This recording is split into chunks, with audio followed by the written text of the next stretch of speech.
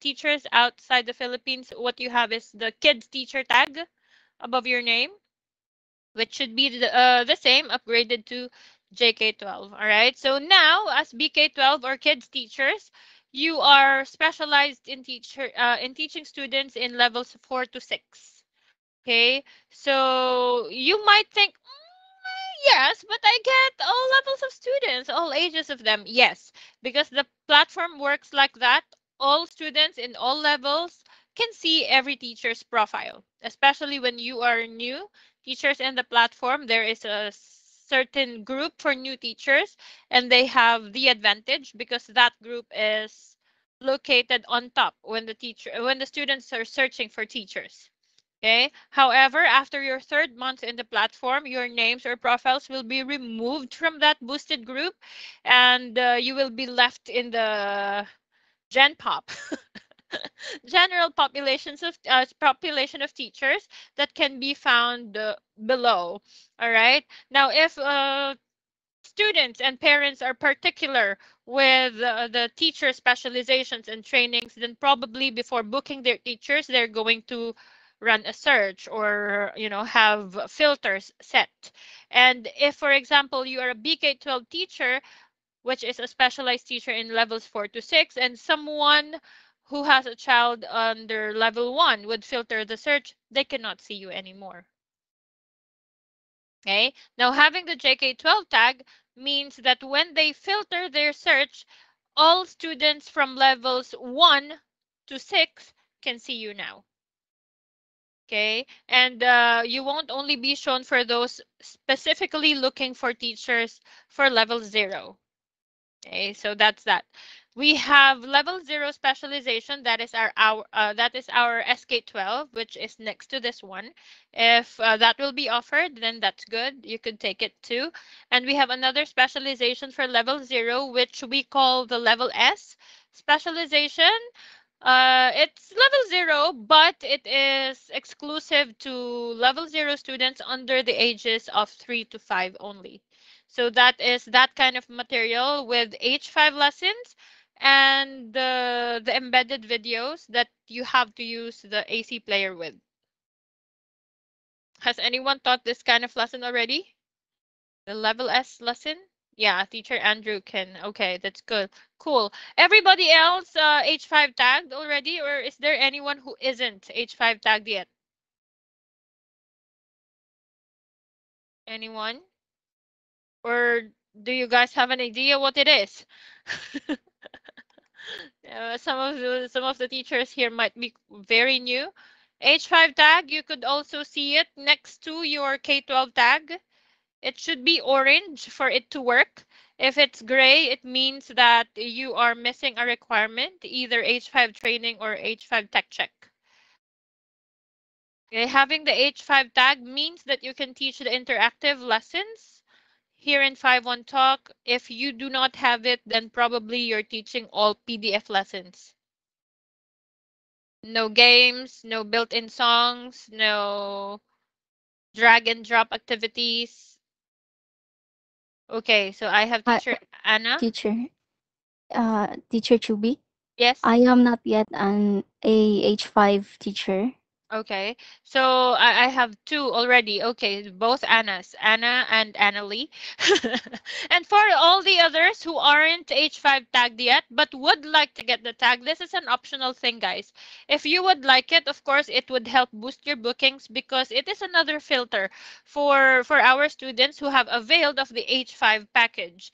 If you are not H5 tagged, then you cannot teach this group of students because your AC wouldn't accommodate their kind of learning material.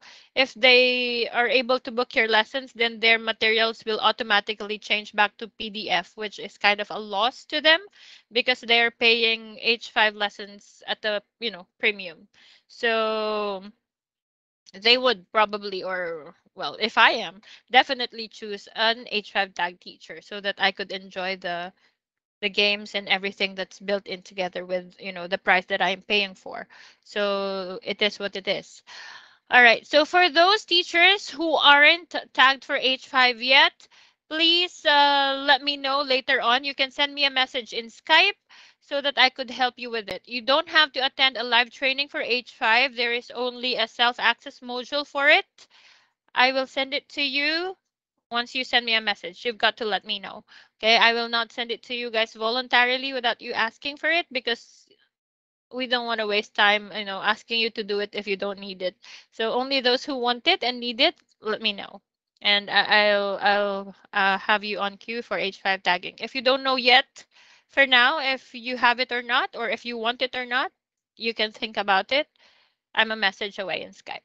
All right. So that's it for H5. Now, as I have said earlier, JK12, we are into teaching your students levels 1 to 3, guys. Let's get to know them a bit.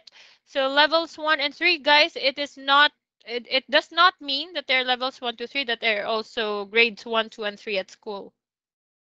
No, it could be, in random. But at an average, you could have kids at around 6 to 10 years old around. You may have advanced 5-year-olds or reader 5 years old in level 1, probably, or some slow 11 to 12 years old in levels 2 to 3.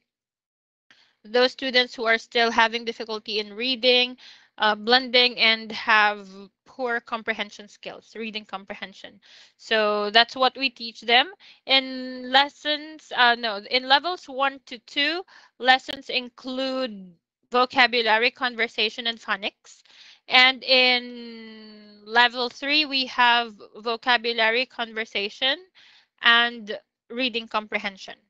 So it is highly important, my dear teachers, for you to focus on helping the students read, blend, and somehow understand while they are still in the lower levels. Because when they start with level 3, they do not, or they won't have phonics lessons anymore. And if they start with a reading comprehension task without knowing how to read, that's not going to work. How can it become reading comprehension without reading? So, you're going to ask them to read a story, or you're going to ask them to read sentences. If they can't read, you will end up having them parrot you or repeat after you. And definitely, there is no comprehension in that. Right? So we have to make sure that they read them independently, or at least with very minimal help, and will be able to understand most of the words so that they could actually participate and have a productive lesson together with you. So that's a very, very important thing. Okay. So that's what we teach. Guys, sorry, I have double screens. So that's that. For our lesson steps, it's the same for all levels, guys. Main parts of the lesson, we have your warm up, your lesson proper, and then your wrap up. Guys, I'm not going to teach you how to teach, because you are already teachers in the platform, and I am assuming that you already know how to do that, right? Who doesn't know how to teach? Anyone? No, of course, That's why you're here, because you are already teachers. Okay, who doesn't know how to understand the goals of the lesson? Anyone? Does it know how to follow the teacher's guide and the others? Of course. I am expecting no one. Okay, if you're raising your hand, maybe you have to go back to NTT or something. Okay, so guys, we won't do those things anymore. You already know what you're doing, and probably you are, very creative and resourceful. That's what we are looking for. Especially, we are teaching very young kids in the lower levels. Okay, so it is a little bit challenging, not like those students in levels 4 to 6. They are advanced, they are bigger, their discipline is can be their discipline can be a lot better. It depends on the learning behavior or attitude of the kid, but you know levels 1 to 3, Naturally, this is where you can find the naughty group of kids or the ones who have very short attention span or those who would cry when they don't know the answer or those who would run around and play with their brothers or sisters or um, those kids who wouldn't listen to you but instead play with their games on their phones or on their computer. And it's so hard to compete against that. It feels like it is, right? So it is only but natural for them to do so. But my dear teachers, please understand that when the kids do these, it doesn't mean that they are bad students already. Eh? The teachers are sometimes having this impression that when the kids do not listen in class, they are bad students. They are not. They are normal kids. They're being kids. All right. So, one thing that you have to understand first and accept is that the kids do not want to attend the class initially. At first, they don't want to attend the class. And why did you say they book the class if they don't like to attend the class? Did the student or did the kids really book their class? Do they choose who they're going to be with in class? Do they choose when? Do they even have, a say whether they're going to class or not? Right? So most of the time it would be the parents who would decide about that. And they will be told that, okay, no way, you will have an English class tomorrow at this time. Sometimes I don't know, but the Chinese parents, they are so into this that they would have their kids sometimes, study the very, unusual times of the day. I have had students at 6 a.m. The parents are literally dragging them out of bed and dropping them on a chair in front of me. It's like, oh, come on. I have level 0 students at 10:30 in the evening. At night, I mean. Level 0, come on. Right? So if you are the parent, would you have your kid to, would you have your kid attend tutoring at 6 a.m.? No. At 7? Anytime before school? Anytime after dinner? Oh. See, I don't know. I think it's with culture here in the Philippines. I think we won't. Probably if it's a weekday, we would have the students attend some tutoring at lunch break if they have long enough time. Some schools would have 1.5 hour lunch break, so we could think that the kids could eat for half an hour, attend a tutor for 30 to 45 minutes, and rest for the rest of the time, right? Or if not, we could have it after class, right after class. The kids could have snacks, and then right after school they can go, up to 6 p.m. maybe, but around 7 and past it's a little bit no already. And at the weekend, even at the weekend, they will have their kids study at very early. Hungry much? Okay, a bit. Sure. But don't do mukbang in front of us, please, because I'm hungry too. And if you eat so much in front of me, I might eat you. It's fine. Just don't, hide and discreetly chew. It's fine. All right. Okay, so but in class, no, huh? No, no, no. Here I'm going to let you, but in class, no, no. Okay, so you have the kids. They are so busy, and yes, they don't want. They are not the ones who decide. Okay, so there are some students who are diligent. and you would appreciate them. Okay? Or there are some students that have already come to love or enjoy the classes. Maybe they have had good experiences from their previous teachers. That's wonderful. But if you're going to have a student for the first time who is attending the lesson for the first time as well, please don't expect so much from them, because it's either they're excited or they're very much not. You could imagine yourselves. Go back to the time when you were 7 years old, 8 years old, 9 years old. You know, would you talk to your mom and say, "Hey, mom, get me a tutor, please.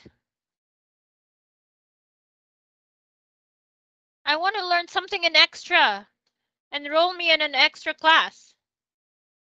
Or would anyone admit that, "Hey, mom, I've got a low score in my school test. I need a tutor. Help me." Help me, I need a tutor. My maths is so bad. Would you? When I was young and I don't like my score, I hide it. I hide the test paper and tell my mom that the teacher isn't giving it back. And then I will promise myself to study harder so in the next test I'll do better. But I would never ask for a tutor. My mom was asking me to go on a tutoring class, but I never wanted to. Even on my piano lessons, I sleep on the keys. As a kid, I didn't like it. I don't know with you guys. The last time I had my training, there were two special children. They wanted tutors. They wanted tutors, and those are the kids that you would love having in class. Again, it depends on the kids. Some of them are really into studying, but most of the kids now are not. What do children want? They want to play. Play, play, play, play. Gadgets, gadgets, gadgets. They don't even want to run outside. They want to look at their devices and play with them all day. Yes, teacher Andrew, you're raising your hand. Hi, sorry. On the topic of what we're speaking about now, I've also noticed that some parents book extremely difficult lessons, like the integrated English lessons, for very young students, let's say 4 years old or something like that. And there's absolutely no way to teach a lesson like that without parroting. I was just wondering what your approach is to a situation like that, where the parents uh, book extremely difficult lessons for young students. Okay. So first, from the parents' point of view, we have had a lot of reports about this, and well, they would say or they would answer to it like the parents think or feel that when their kids are given challenging tasks early on, they get smarter faster, which is wrong. Okay. So like you said, there is no way, especially if they're like 4, 5, even 7 year olds or 8-year-old students could not have integrated English. For those who do not know, guys, integrated English is our curriculum wherein English is being fused with other school subjects like science, math, history, and others. So you will have their paragraphs or passages wherein the student will have to read, and something that they would, for example, there is this lesson about temperature and stuff like that, so the kid is going to speak about Fahrenheit, centigrade, and blah blah blah blah. If your student is 4 or 5 or 7 years old, hello, degree Celsius, hello. They wouldn't really understand those things. You would have integrated English wherein they are going to talk about algebra, integers, or whatever. And yeah, that's not going to be easy for a very young kid. However, within the lesson time, we are not given the power to change the lesson material. So what I do when I have these kinds of student is I don't teach the material at all. I derive what do you call target words from the topic. For example, it is math, and make it easy for the kid. So for example, the subject is math, focusing on ordinal numbers. Maybe instead of teaching them from first to tenth, I'm just going to teach them first, second, and third. And then I would be drawing things on the screen, which would be, more childish or childlike, so that they could relate to it a little bit more, and not discuss the sentences or the passages, because that is not going to be productive. Even if you let them read it after you, it's not going to make them understand it. So it's really not going to work in that way. I change what I have to teach. I lessen the burden by choosing a few words, or changing the target words depending on how the student copes. So if it's about science, it's about, the parts of the plants, for example, the chlorophyll and the cells or whatnot. Instead, I would teach them about the flower, the leaf, and the stem, you know, the less technical words for them, and then draw something or show something on my board, or have pictures to show, so that the kids could relate to them better. And then make simple sentences from these. At least it's still, English and science together, about plants together, but not so difficult. And then I would write a message in my lesson memo to recommend a curriculum for the kid. So, for example, the kid is in my assessment would be in level one. Instead of saying that your kid should be taking level one lessons, I would recommend a lesson title. So that's why I am going to advise for you to get yourself familiar with the lessons that we are teaching, so that when they search for the lesson titles, they can, they can see what you are actually recommending for them to take. Because sometimes it could be a little bit offensive for the parents for you to say that you are going to, level down their kids to a particular level. They might think that, oh, why are we being leveled down or demoted to a lower level? Is my kid stupid or something? But yeah, it is not meaning like that, but we don't know what they would think. So what I do is I recommend a lesson. For example, please take, or in general, in general, please take a classic English junior curriculum. I think that these kinds of lessons will be more fun for Andrew, for example. That's the kid's name. And then he will be able to play with games, learn words that are fit for his age, and blah blah blah blah blah, whatever you think is going to be best for the kids. Recommendations would be nice. Okay, if they follow, then good. If they don't, then it is what it is. It is what it is. So we cannot force them what they can't do, of course, right? If it is only up to that they can understand, then that's what we give them. Okay, so yeah, that's part of, yes, that's a good question, because that is part of what we are doing in levels 1 to 3. Because it is true that some of the parents are booking lessons that are not fit for the student's actual level. This is a challenging thing to do, not only for us as teachers, but especially for the kids. Okay, but the parents sometimes do not realize that. They feel like, if they accelerate their kids, that they're going to be at an advantage. But actually, they are not. When I level the kids, when I take trial lessons, I actually assign them to an easy level first, so that they would start, growing the confidence. And once they are confident, it will be easier for them to take on more challenging lessons later on. But when you give them a difficult start, they would, I'm just starting and it's already so difficult. What more is going to happen, when I go on? It's going to be harder than this. It is already hard as it is. It will be, it will get harder.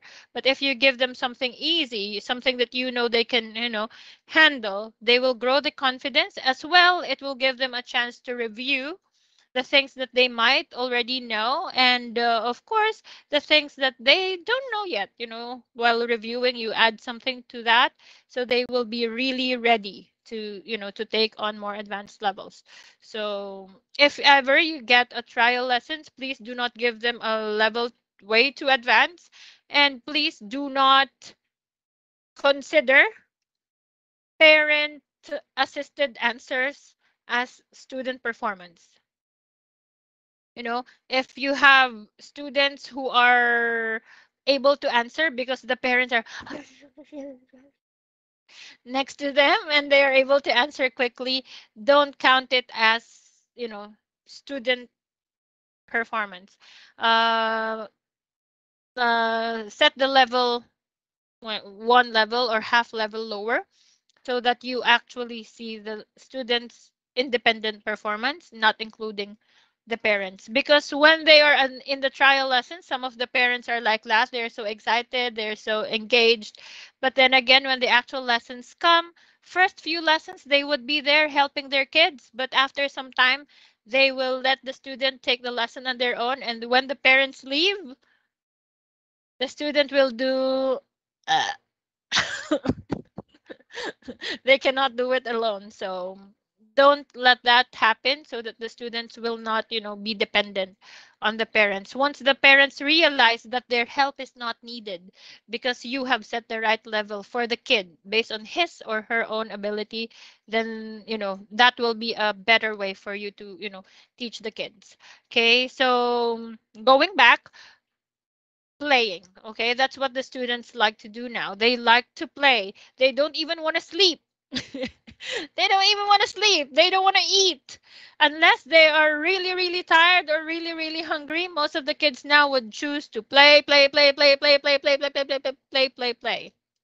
Okay, so what your goal is as 5-1 Talk teachers is to make them feel like their class with you is not a class like the one in the classroom, not a class that has a lot of expectations from them, but just like a play school. It's like a playground experience.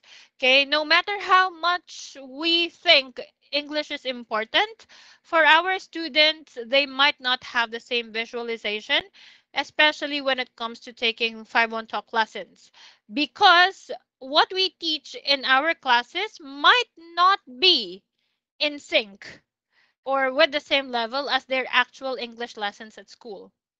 They might be learning about something else there, and we are teaching them something else entirely in our class.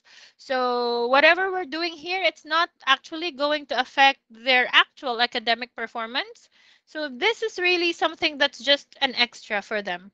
When you are a kid, you don't understand the concept of learning something in advance, or building up knowledge or information, because you don't feel like it's necessary, right? So it's something that you have to look at. When the kids are not interested in class, you have to show them that, okay, this is a fun time for you. Okay, so you have to give them the time to play and learn at the same time without giving them too much pressure. Okay, so they have English classes at school, so that for them is what matters. Us, we feel like we're important, but for them, we might not be as important as we think we are. So let's be cool, let's be chill teachers. These are kids anyway, and our classes are only for 25 minutes. We do not have to force them to learn or memorize everything within the time. They learn what they learn. They don't what they don't learn. They don't learn what they don't. Okay, but at least we did our jobs by giving them the right exposure to the language, to the vocabulary, allowing them to practice, allowing them to understand, giving them examples, showing them how the words are used, because that is what's not taught in their English classes at school. Okay, in their English classes at school, they are made to memorize words, definitions, parts of speech, but they don't use it in a communicative way. Like literally they might know or memorize the definition of the vocabulary, but if you would ask them to use them in sentences, they probably won't know how to use them. That's what they're not good at: speaking, grammar, and fluency, the way that they would connect ideas to make a sentence or thought. That's where they're not good at. So that's why we are here. That's why our lessons are focused on speaking, because memorization, that's what they know. That's what they do best. Okay, they already know that. So teachers, it is showing here on your module that the first, or the priority when we teach the kids, first is engagement. Okay, so going back, the kids do not initially want to take the class, so the goal of the teacher is to make the student at least like you. At first, make them like you, because you know the kids like to take classes with teachers that they like. When I was a kid, even if I don't want to go to school, when it's my favorite teacher, I would go. Even if I am so lazy, if it's a homework given by my favorite teacher, I would do it. Because I would be wanting to hear an affirmation or to get appreciation from the teacher that, hey, you're smart, you're nice, you're clever, you're excellent. But if it's with a teacher that I do not like, I could care less. Whatever. Whatever. And listening to some podcasts online, I have taken this quote, and it was said that students do not learn from teachers that they do not like. And for me, I believe this, because when I was a student, my lowest grades are always with those teachers that I do not like, and my highest marks come from subjects that are taught by my favorite teachers. Because you excel when when you like the people around you. So again, if they don't want the class, if they don't want the lesson, at least make them like you, so that the students will feel or think that the class is at least tolerable. At least tolerate going to class, because they like to talk to you, they like seeing you. Okay, so be part of the package, dear teachers. First, look likable. When they look at you, they should be seeing the people that they saw in your profile pictures. In your profile pictures, do you look like that? The way you look now? Ha ha ha ha ha ha ha ha. Hmm, probably not. Probably not. Okay, so you have to look as presentable as you look in your pictures, because when they look at you, when they're looking for teachers, sometimes, guys, they don't even look at the other things. They see your picture, they like how you look, they book your class. They listen to your introduction audio, they like your voice, they book your class. And when they go to class and don't see what they saw and don't hear what they have heard, hmm, it's going to be a disappointment. Oh, this is not who I booked. This is not what I've, chosen. And they will, detach themselves, because this is not what they have chosen. So be like what you have advertised, right? When a product that we have bought is something that's not the same as what was advertised, we can complain. We can return the item and get a refund, because it is not as advertised. It is unfair. It is false marketing or whatever. So it's true, guys. I am not saying this to be judgmental on how you look or how you sound, but we have teachers who have received complaints and bad feedback because of that.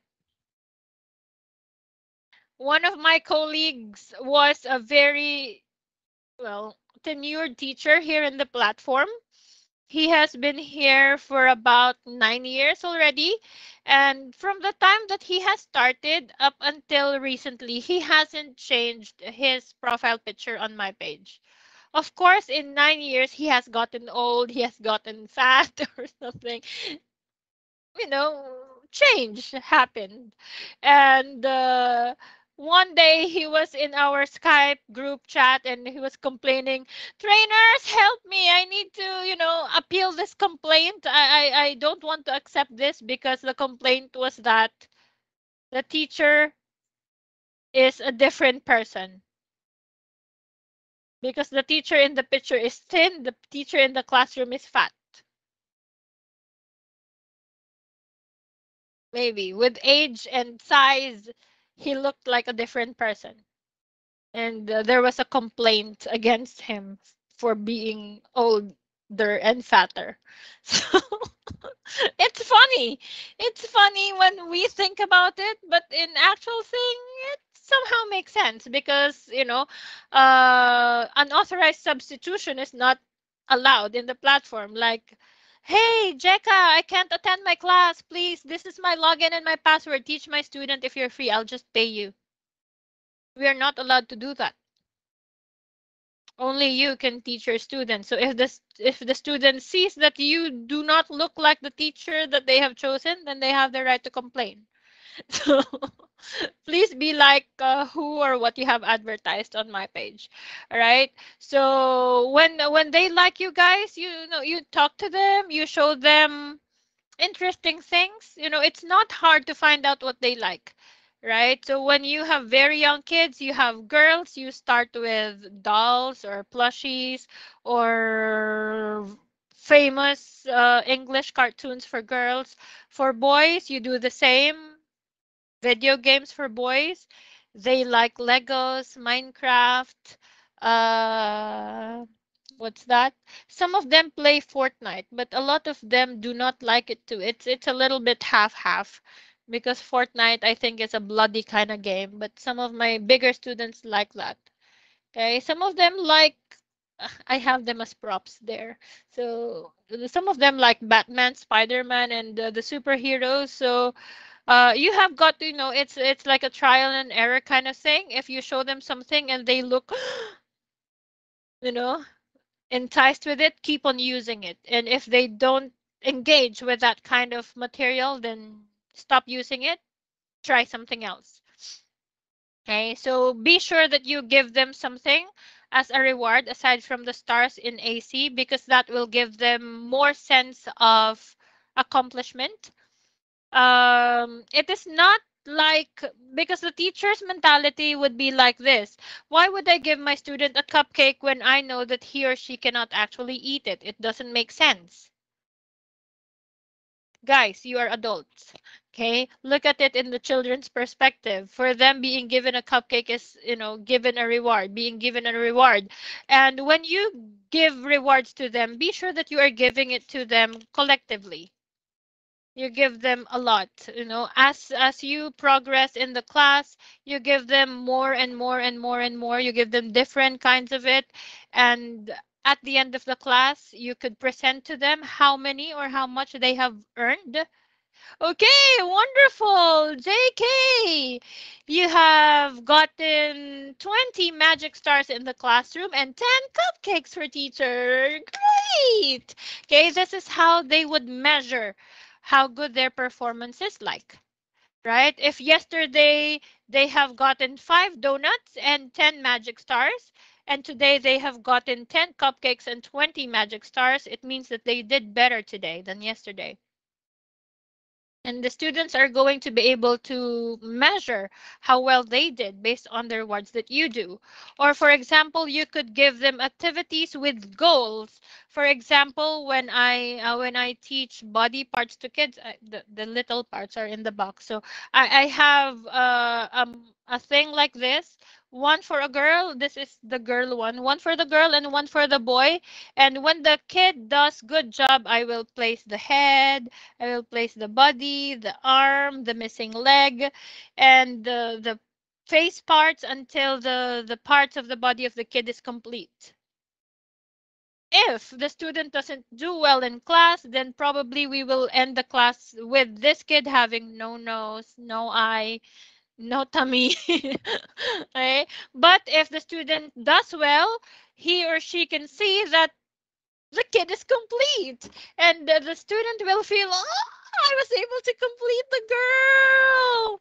So they would know that there is a goal. Your rewards could, measure if they did well, if they can compare their performance from before to today's performance. And that's, something that is exciting for the children.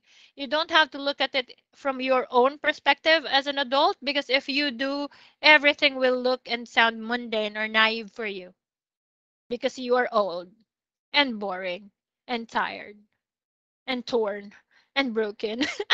So sad. But if you look at it into the children's perspective, you would be younger, refreshed, revived, renewed, and you would feel like doing these is, it at first it will take some, getting used to. You will feel at first that it will take a lot of time and effort from you, but somehow if you get used to it, you see that the kids are happy, you are happy, teaching them gets easier, calling their attention gets easier, and when that part is through, everything, follows.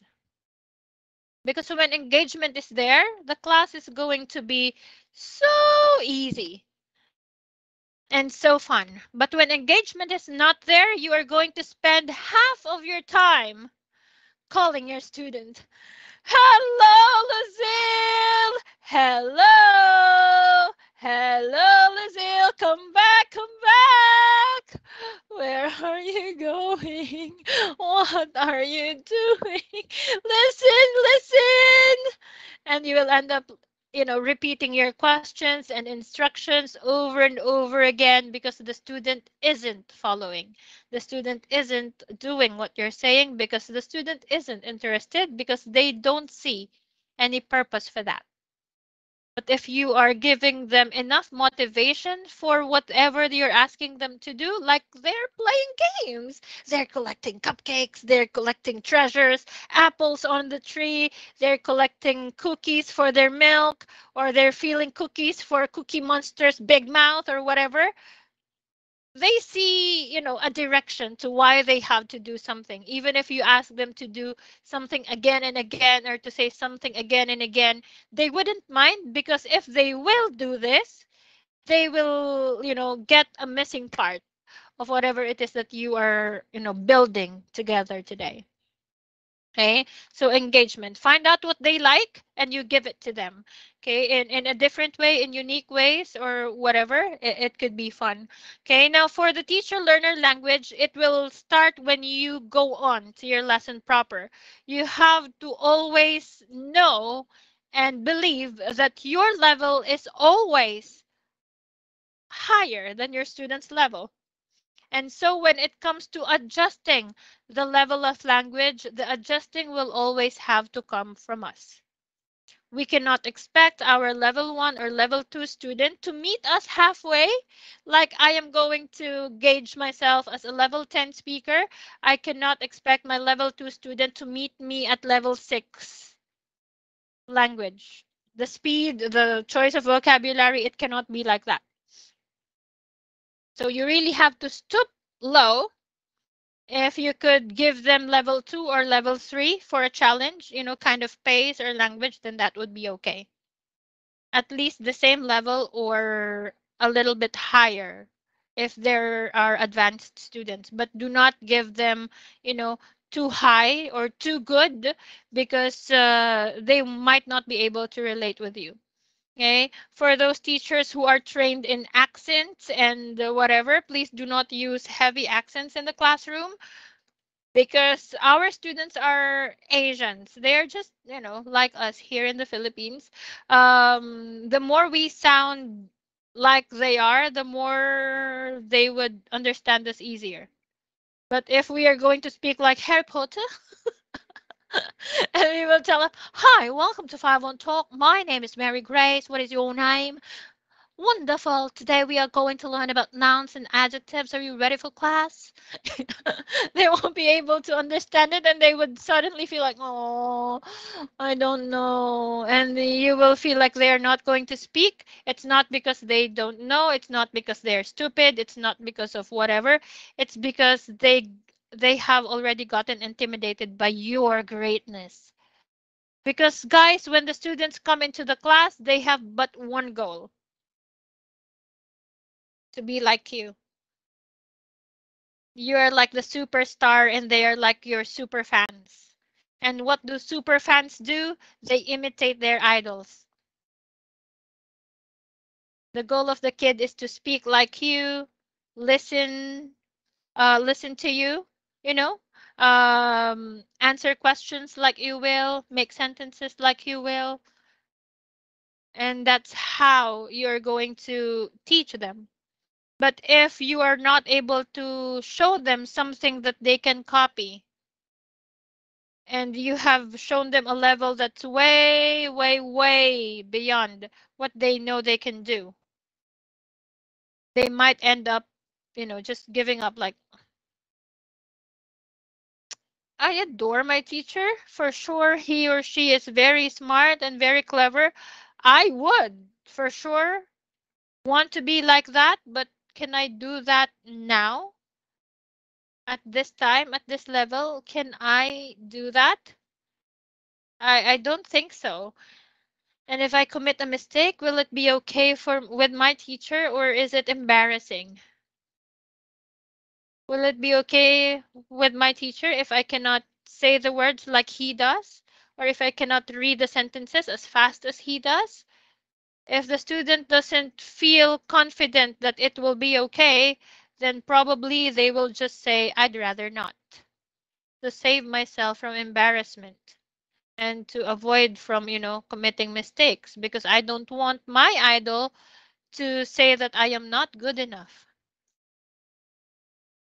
right? So it is what it is, from a mentality of a learner, from a child. If they know that they are not able to do so, if one of your classmates, gave a very long and accurate and perfect answer in your opinion, and your teacher asks for another answer, would you volunteer to follow an answer that's already excellent or very good? It's like if my answer is not better than that, what would I say? Why would I still say something? All right, you wouldn't want to follow, something that's, a lot better than what you can do. So let's not overperform in class as well. We don't have anything to prove to our students. Okay, some of the teachers are so eager to prove that they're so good. They use advanced vocabulary. They speak in accents. They speak fast, which is not necessary because what we only have to show the students is that we are just like them. The more we make them relate to us, the more we make them feel like we are the same, the more they will talk to you, the less scared they will be, the more confident they will be, and they will open up more. It's going to be easier for you to get the students' attention because the student will not feel like you are, a lot superior than them.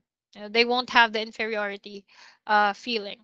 All right. So again, your language has to be just the same or a little bit a notch higher. Okay. When you are going to give them instructions, be sure that you give them clearly and direct to the point, my dear teachers. Please do not explain your activities. Please do not explain your instructions. Please do not explain your rewards. What explaining? Okay, we have teachers who do activities like this. Okay, student, today we are going to play listen and repeat. You're going to listen to me and repeat the words I say. Okay? That's explaining. Don't tell them what to do in that way. Just, okay, it's listen and say time. Annalie, monkey. Giraffe. Say giraffe. Say gorilla. Gorilla. Okay? You just tell them to do it directly. Okay? No need to say, okay, you're going to listen to me, repeat the word, and circle the picture. Okay, let's see. Look, monkey. Circle, monkey. No, you show them what they're going to do and then give them an example. And then they will follow. Okay, the next items on the page, probably they will know what to do after the first two or three examples, right? So give it to them like that.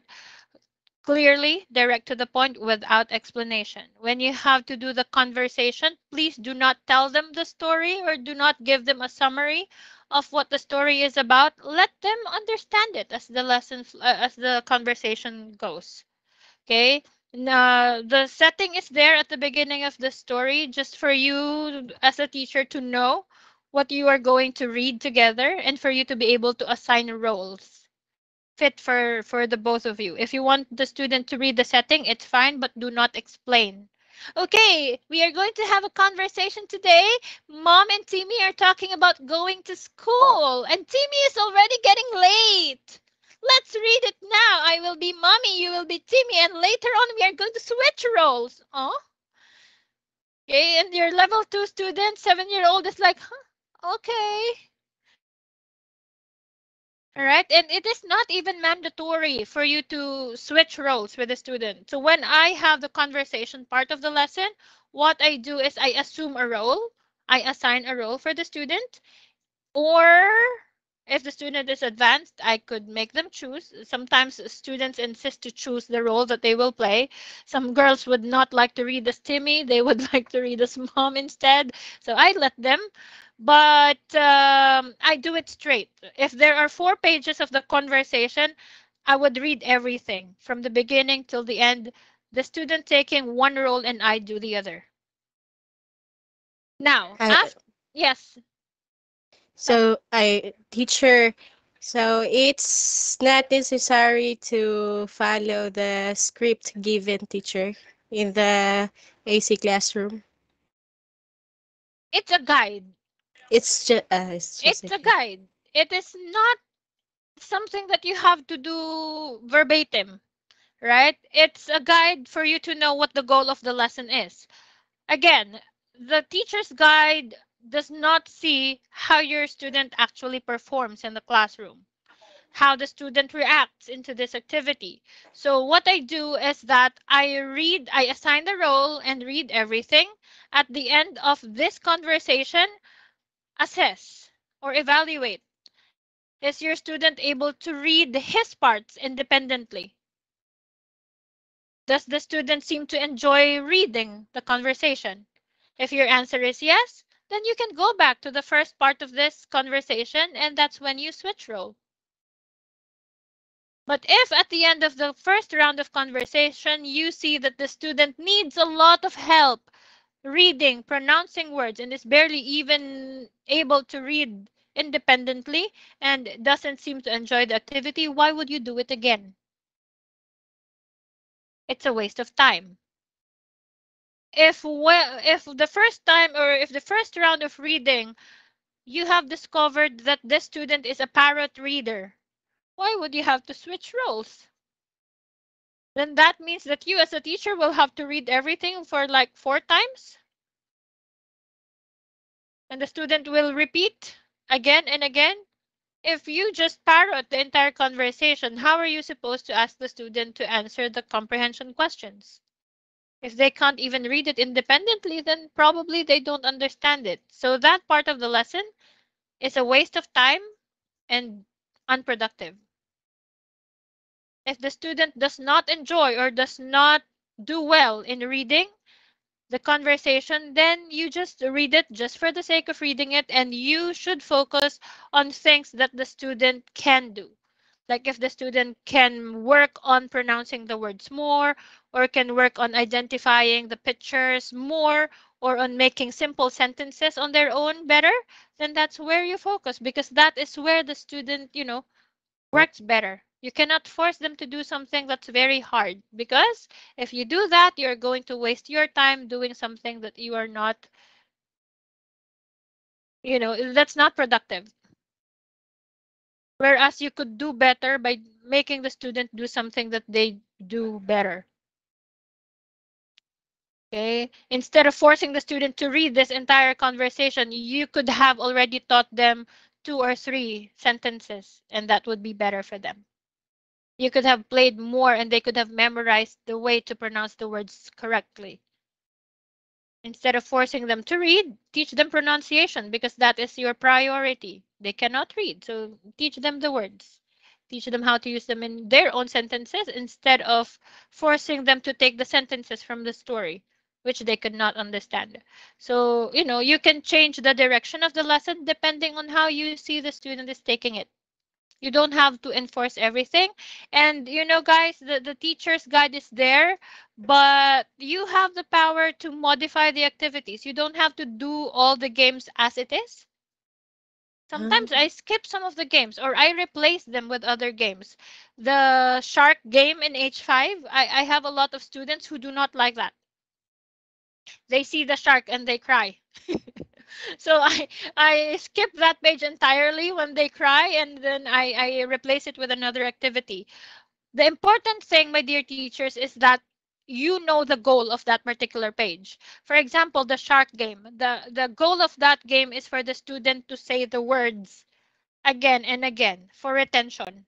So I would replace it with another activity that would help the student retain the information, would make them produce or say the words again and again.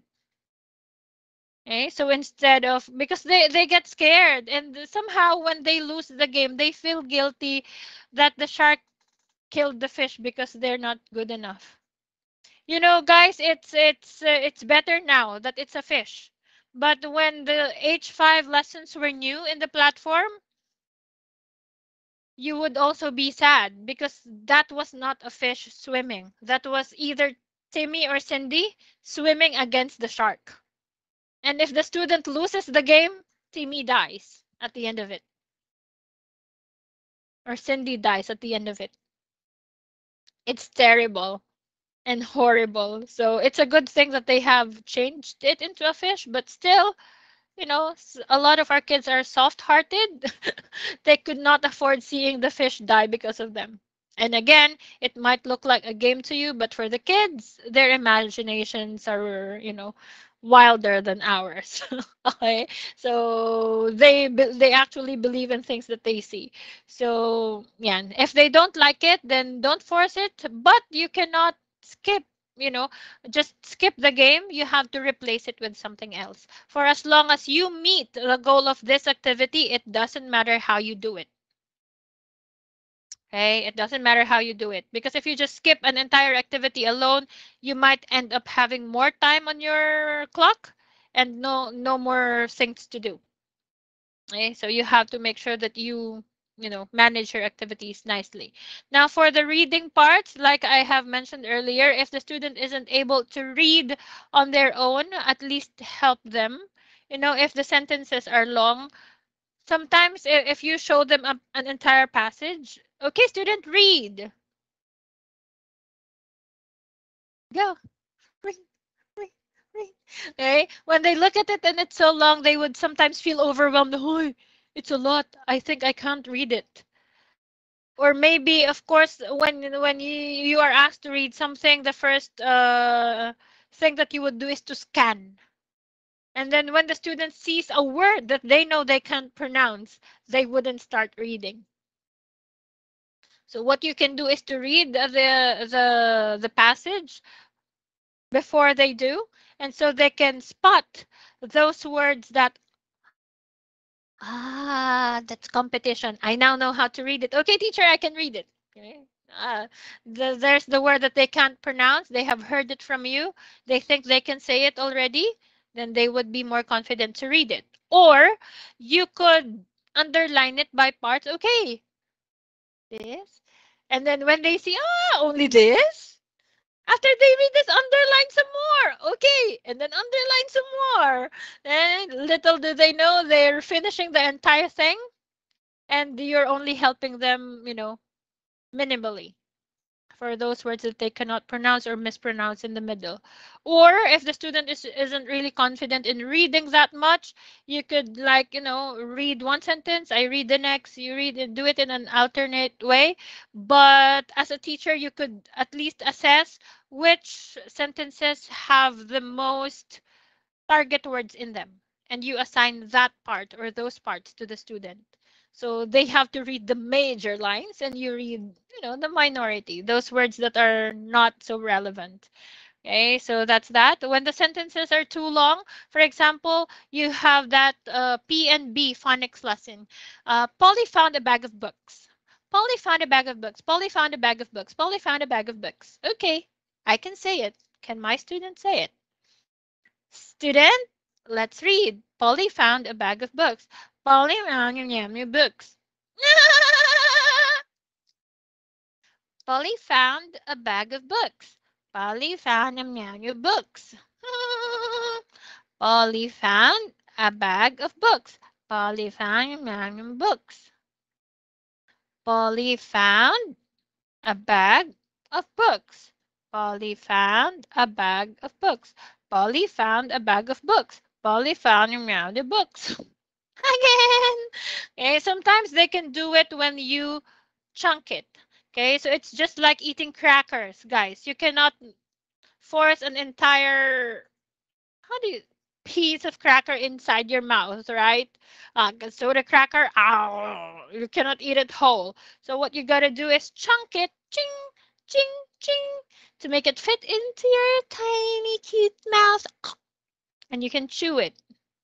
Okay, so it's the same with reading, guys. If they aren't able to swallow or pronounce or read the entire sentence, then divide it by parts. If that's the way they could read it, then let it be.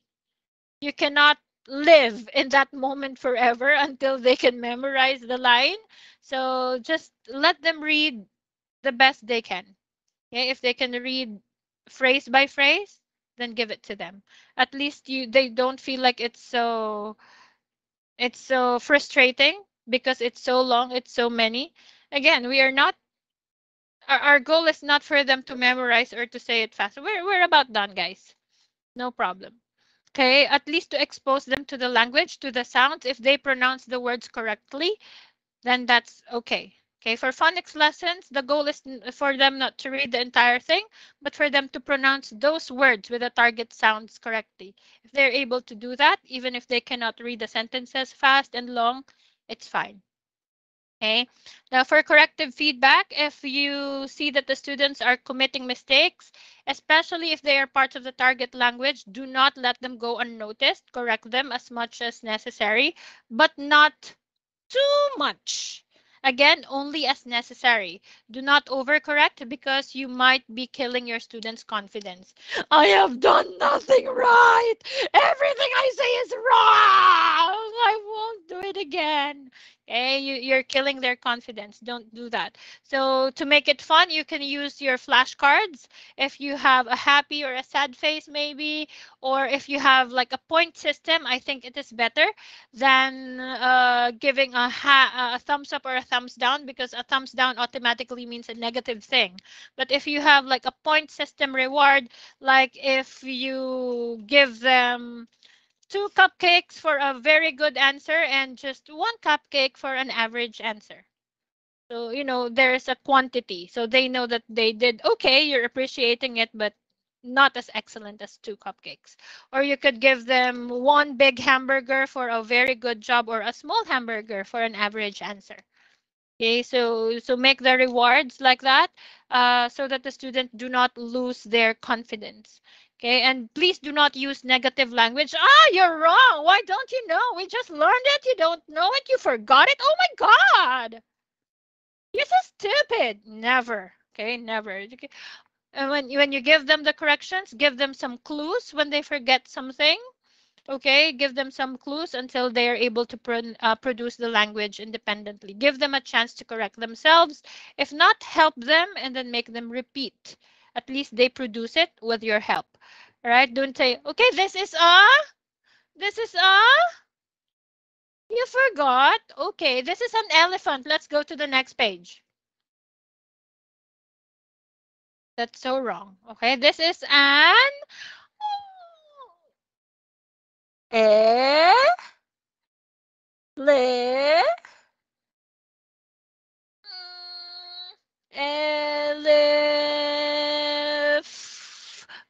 Yes, very good, elephant. Oh, so again, this is an elephant. You go.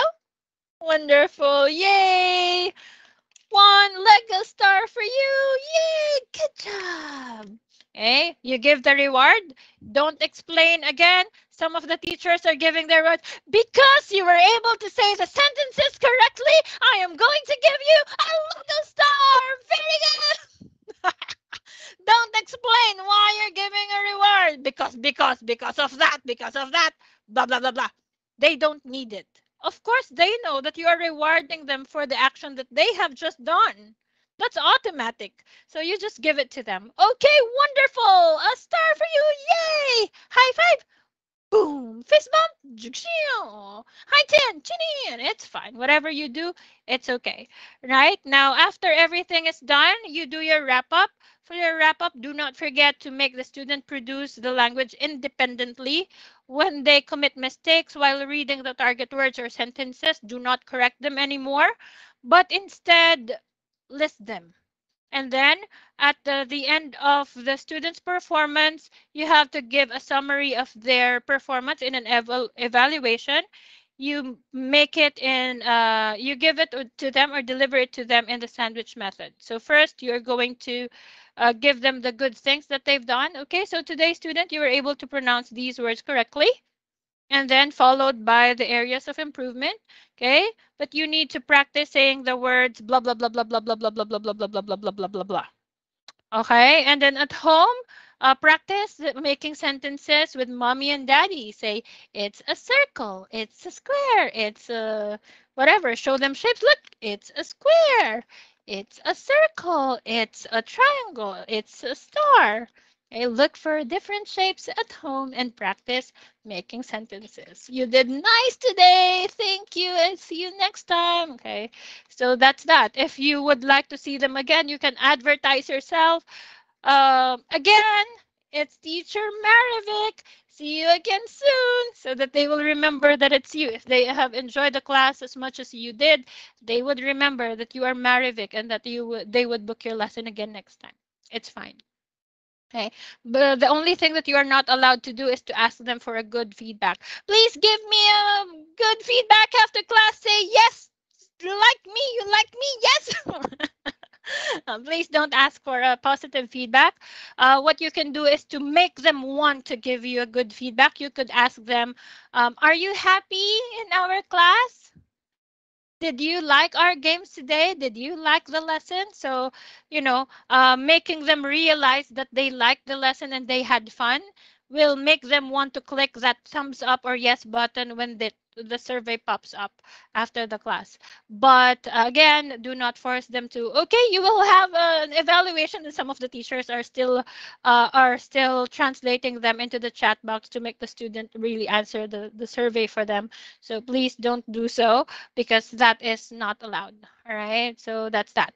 Now, the last few slides of our PowerPoint or our PDF is just about the attire and the ZTP. I don't see no one wearing indecent attire, so it's fine. Guys, t-shirts are okay for as long as it's decent, it's presentable. It's fine. Colored shirts are preferred but not required. Yellow clothing is recommended but not required. I'm wearing blue.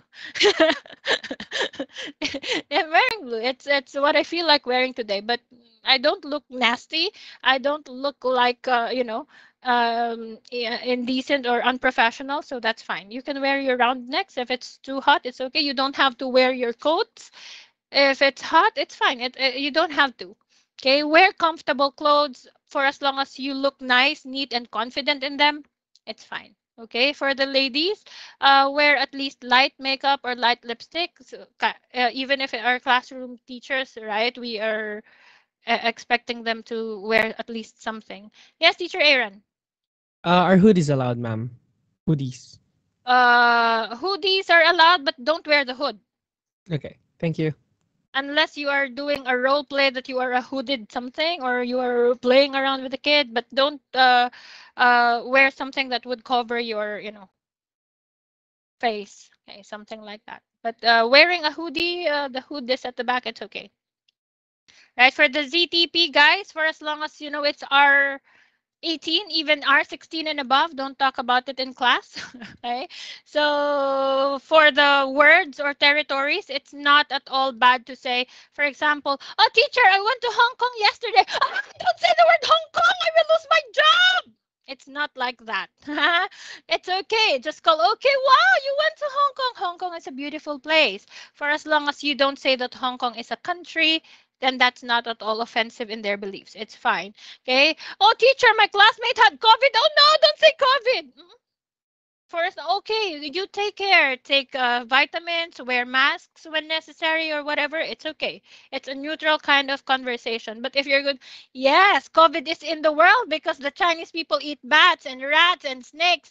It's because of you we have COVID. Oh, that's the one with a zero tolerance policy. But if you're just going to tell them to take care, get rest enough, take vitamins, then that's not at all wrong and not offensive.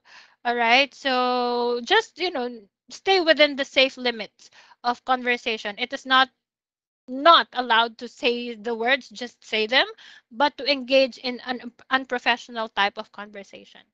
All right. So someone is going to have class. Let's take a photo before we go. If you guys have any props or cute things there we could use to make you look cute in the photo, that's gonna be nice. And the post training quiz link is already in the chat box. It's the same set of questions. If you guys had a 0 earlier, please get a 1 this time. So that it's better than earlier. Okay, let's take your photo in 3, 2, 1. Happy. Yeah, you guys are so cute. Okay, very well. That's awesome. And again, for those who need H5 tags, please just send me a message anytime after the training.